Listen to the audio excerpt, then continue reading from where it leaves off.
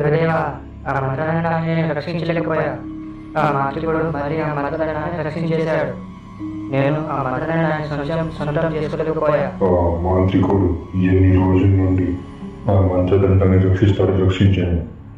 ఎప్పటికైనా అది నా సొంతం అవ్వాల్సిందే.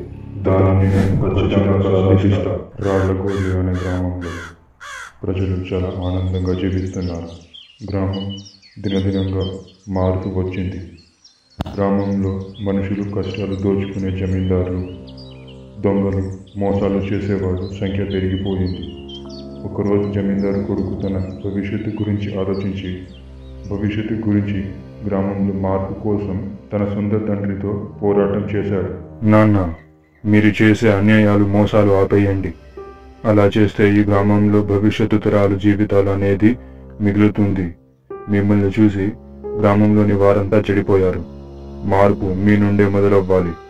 ఓహో, నా ధర్మం ఎన్నో రోజుల నుండి ఇది కొనసాగుతుంది. నువ్వు నిన్నగాక మొన్న జన్మించావు. నీకు వీటిపై ఏ మాత్రం అవగాహన లేదు. మీరు మీ బుద్ధిని ఇలాగే కొనసాగిస్తే మిమ్మల్ని నేను వ్యతిరేకవలసి వస్తుంది. ధర్మం, న్యాయం, జాలి, దయ లేని వారింట్లో నేను ఉండదలుచుకోలేదు. ఇప్పటి నుండి నేను ఈ ఇంట్లో నుండి వెళ్ళిపోతాను. జమీందారు కొడుకు రత్న ఇంటిని వదిలి వెళ్ళిపోతాడు. జమీందారు ఆగ్రహంతో, నేను చిన్నప్పటి నుండి లాలన పాలన చూసి పెంచిన వాణ్ణి. చివరికి వాడు నాకు ఇచ్చిన బహుమతి తిరుగుబాటు. ఎన్నో ఏళ్లగా ఈ ధర్మాన్ని కొనసాగుతూ వచ్చాం.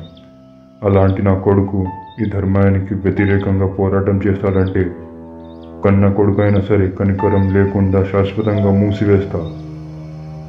నా కొడుకు రత్నాన్ని ఎవ్వరికి తెలియకుండా చంపేయండి. గ్రామ జమీందారు రంగదేవ తన సొంత కొడుకు రత్నాన్ని చంపడానికి పథకం వేస్తాడు.